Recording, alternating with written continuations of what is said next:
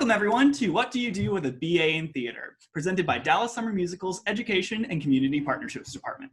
My name is Seth Johnson and I'll be your host for this series. So what do you do with a BA in Theater? Well, we're going to find out. We have a very special guest today. His name is Travis. Travis, why don't you introduce yourself? Hi, so I'm Travis Guba, and I have a BFA from NYU Tisch School of the Arts. I attended that in the 90s, and I went to the experimental theater wing, which was pretty awesome. And if anyone gets an NYU Tisch School of the Arts, I strongly recommend going to that studio. And then I taught for a little while, and then I returned to graduate school at the American Conservatory Theater in San Francisco. And I promptly out of that got some representation and moved to New York and was doing theater as well as ventured into a lot of commercial and some television and film work. And then at some point I'd flown out to test for a couple of pilots in Los Angeles. And so it seemed to be one of those situations where I kept losing it to the local person. And I was really interested in film and TV because I started to notice a lot of the roles I wanted to play. People have pretty established film and TV credits. Mm-hmm. And I was like, well, to get there, I think I need to do that. So I moved to LA and I've been there for 14 years. And now I'm in Fort Worth, Texas as the director of upper school theater at Fort Worth Country Day. Wow, awesome. So what is it like having all that theater experience and transferring it into a film and TV kind of career? Well, I would say, I mean, it's a lot of the same disciplines in there, like being able to work off what you're given, acting with intentions, having objectives and obstacles, and just reacting to things as opposed to playing faces. Because in the film and TV arena, it's a dialed down version of acting. And it's more about behavior that we see on you, especially if it's in a close-up, as opposed to, you know, broad gestures that you would use to feel like the Geary Theater in San Francisco of 1,000 seats. And it's just a small adjustment, but I find the fundamentals that I learned really served me well. I just had to add the technique of film and TV acting. And I think every program that you go into, you should ask them for, like, will we be addressing film and TV acting at some point? Because that's the bread and butter. You know, you're not always going to be on the tour. You're not always going to be on the Broadway show. And I could make more doing one commercial than I could, you know, being on a tour, to be honest, a lot of times. Yeah. And it was one day of work and then it was mailbox money, and you just can't beat that. And all your friends get to see you on film and TV, and they'll call you up and be like, that was so awesome. I saw you on Parks and Rec or whatever the show was. That's really cool. So do you continue to do television and film work while you are in Fort Worth or in the Dallas-Fort Worth area? Well, over 14 years, I developed a lot of connections in Los Angeles and New York. And those connections are really what networking is about and why you would live in those cities. And because it's not the rent, because that's ridiculous. So I developed, and then so sometimes I'll get calls. Like I went back for our spring break to take my kids back, and randomly I got a call from the Conan O'Brien show, and they said, "Are you available?" So I was like, "Sure." So I went and shot Conan O'Brien and did a fun sketch, and it was probably like the last thing before they shut down LA for the coronavirus. Mm-hmm. And, you know, it gets to be on TV, and, you know, I get $1,000 in the mail, and you just can't beat that. So, yeah, so I still go back and forth, and I've had some scripts that I've written that are still out there and being represented, and as well as an unscripted show I developed with someone. And so that aspect keeps going. And now that I'm in Fort Worth, I'm trying to figure out like how I'm going to feed that creative thing. And a couple of independent films I did, won some awards. So a lot of self-generation of work, which is kind of it's the name of the game now with the way content is distributed. It's not just the main gatekeepers.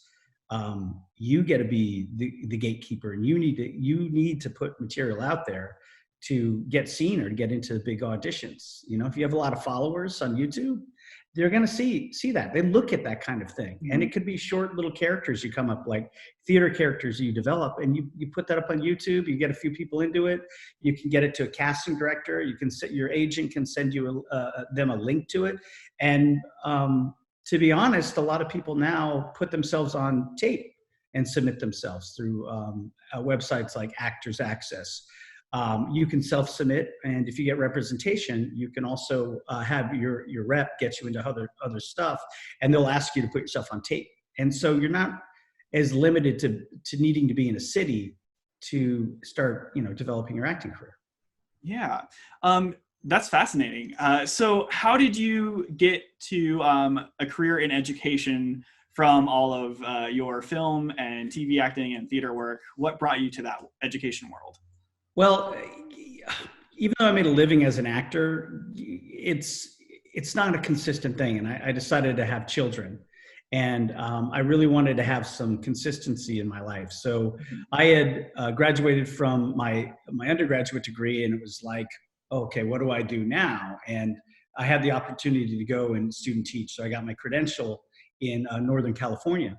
And I taught for a little while, but I felt like there was an itch I still needed to scratch. Mm-hmm. And so I wanted to go to graduate school and really go for it. And once I was done with graduate school, I found myself in New York, and I did the day jobs. I did the waiter.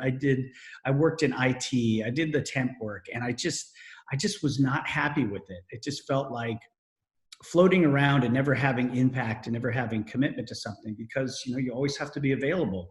The opportunity comes up, like you'll get a call from an agent like at 6:30 the night before, and they're like, hey, we have a 10 a.m. audition tomorrow. We're going to send you 6 pages of sides. So just memorize that and go in and knock it dead. And if you have any sort of life going on, it's chaos that way to deal with that situation. So I wanted to have something where I could have impact on people. So I taught at a private school, and I was able to have flexibility in my capacity there, that I could still go out and do small jobs. I couldn't go to Atlanta for a month to film to do a film, because that would be the end of the job. But I was able to do co-stars and guest stars, and they worked with me on that. So I was able to get the best of both worlds on that. Yeah. That's awesome. So I know you mentioned working with an agent a couple of times during this interview. Can you talk a little bit about that? What that process is like, finding an agent, working with them? Well, that's a 45-minute conversation in its own, because there's so many ways to do it now. What you need to do with that, I mean, if you go to a program that's a substantial program, you should ask, like, do you have a showcase at the end of this?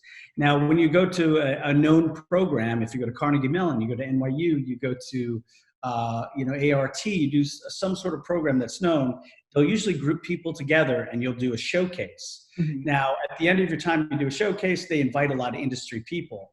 And it's a great time for agents and managers to come and see you, as well as see like 40 people all at once, to see if there's someone they think they could represent, or if they have an opening in the roster. And what I mean by that is that I'm a character actor, I'm a specific race, I'm a specific age, I'm a specific look.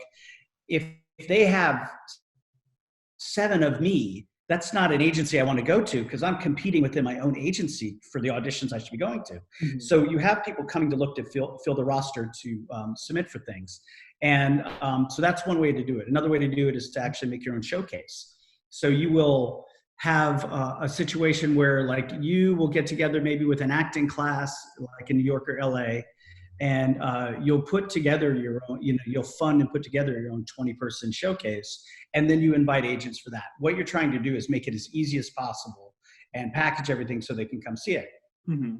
But now it's moved to a lot of online stuff. So you now have to shoot some student films, or it's very easy for you to make your own work. And you should try to make a high quality, which means good sound, good looking demonstration reel of what you can do. And then when you submit yourself for stuff, you can just say, like, hey, here's a link to some of my work. And you just put some strong work up there, and you give them a little taste of what you can do, and see what interest you get back. So that's the 2 main ways of doing it. The third way to do it is, like, go do networking with friends. Mm-hmm. Go do an improv class. Go do like an acting class. Someone in there is going to have an agent, and you get to know those people and say, like, hey, would you mind, submitting me or taking my stuff into your agent, and see if they're interested in working with you. And they walk in your stuff, because these casting directors and agents, they get piles of stuff sent to them every day. So the question is like, how do you stand out? How do you rise above that and show that you're worth that? Because there are people who show up to LA and they're like, hey, I just got out of prison and now I'm an actor. And they have a good shot of doing it. So like, how do you stand above that kind of thing? Yeah. The last thing I'll say about that is if you are a specific type, research what agencies really strongly represent that type, meaning there are agencies that just focused on Asian actors. And so when they need someone who's Asian, they'll actually go to that person for a lot of people because they have a strong representation on there. That doesn't mean for everybody, but if they need bikers, if they need like tough guys, if they need thugs, there are agencies that just represent that and they get a lot of people going to them. So just do your homework and figure out who's going to represent you best and have your acting together and be able to step off and do it. Yeah. I'm circling back to some of the day jobs that you had when you were starting this career. What did you learn from those day jobs that makes you a better artist today? I learned that you should be friends with everybody that you can, because those are the people who will save your bacon, because they'll cover your shifts and they'll go out of their way for you to try to make it happen for you. Mm-hmm. The trick about it is that it's hard to do that with like a regular job unless you kind of are upfront with people and say like, hey, I'm also pursuing acting and I like to go out on auditions and occasionally I'll book a gig and I'll miss a day. But you'll find a lot of people have scrutiny towards actors, so you may have to feel out, how you're going to go about that. But that leaves you into training. A lot of people do personal training. A lot of people do, waiting tables, obviously, and bartending. If you can get a bartending job, that's the best thing ever, because you can work a couple nights a week and people are always willing to try to cover your shifts. You may have to go to bartending school. I did that. I'm trying to think what else. I was very blessed that I found a lot of teaching and directing jobs at a very, very quick pace, because I had the credentials in line, so I could get into doors that other people couldn't get into. And I taught acting classes. I taught acting for camera. Introductory classes of people trying to get into the industry. We would work on film and TV stuff. And private coaching was another thing that I would do. That's something you would probably do when you're a little older, just because people aren't going to take you seriously at 19 when they're 40 and they're looking for an acting coach. You're probably going to have to season in a little bit.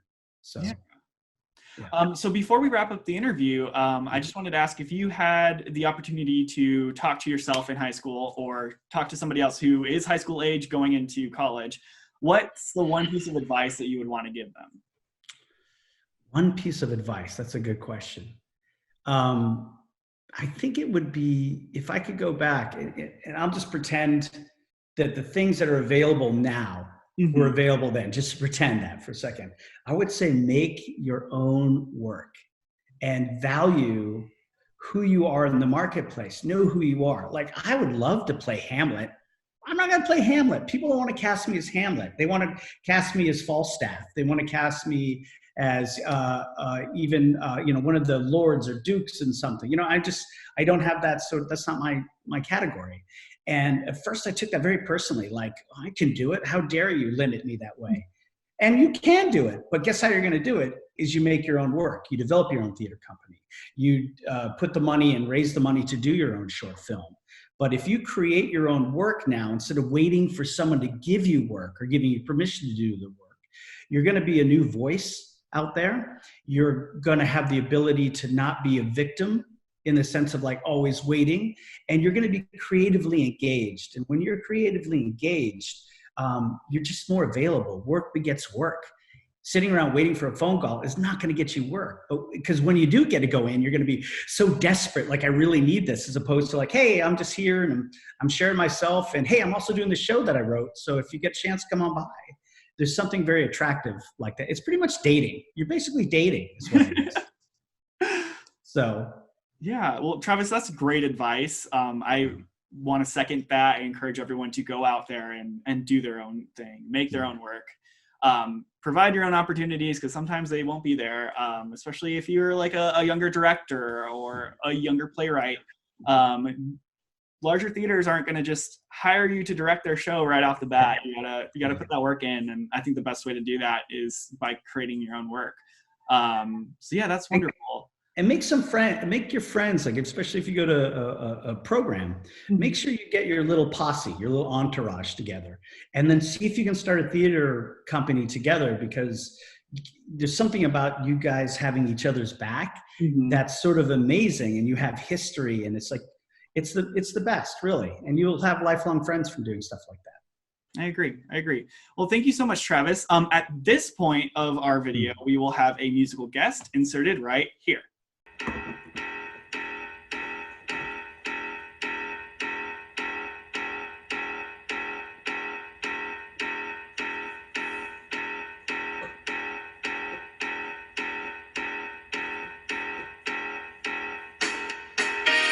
How do you do? I see you've met my faithful handyman.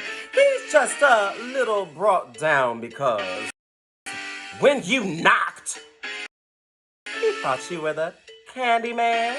Didn't you, freaky? Don't get strung out by the way I look. Don't judge a book by its cover. I'm not much of a man by the light of day, but by night I'm one hell of a lover. I'm just a sweet transvestite from Transsexual Transylvania. So let me show you around, maybe play you a sound. You look like you're both pretty groovy. Or if you want something visual that's not too abysmal, we can take in an old Steve Reeves movie. I'm glad we caught you at home. Could we use your phone? You see, we're both in a bit of a hurry. Yes. We'll just stay where we are and then go back to the car. We don't want to be in any worry. Well, you got caught with the flat. Well, how about that? Now, ladies, don't you panic. By the light of the night, it'll all seem alright. I'll get you a satanic mechanic. I'm just a sweet transvestite from Transsexual Transylvania. Why don't you stay for the night? Or maybe a bite? I can show you my favorite obsession. I've been making a man with blonde hair and he's tan. And he's good for relieving my tension. I'm just a sweet transvestite from Transsexual Transylvania. I'm just a sweet transvestite from Transsexual Transylvania.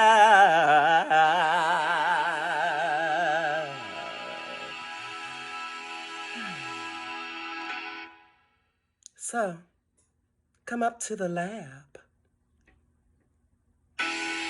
and see what's on the slab. I see you shiver with anticipation.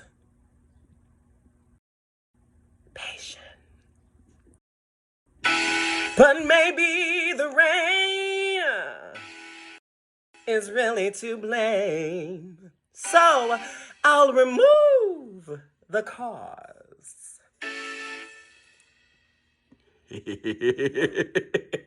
But not the symptom.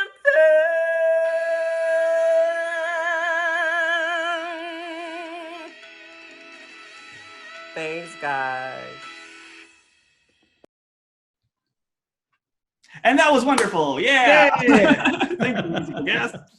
They're amazing. They were phenomenal. I love them so much. They should be doing soundtracks for film and TV. That was really cool. Well, hey, I mean, now they have a foot in the door. So A foot in the door. there you go. So. Well, thank you so much for giving us your time and for all of your advice. Viewers out there, thank you so much for tuning in. If you have any questions or comments, post them below. We're happy to help you. DSM is a resource for you. Please send us your emails, ask your questions, and if you need anything, let us know because we want to be there to help you, especially during these times. Thank you so much and have a wonderful day. Thanks, guys.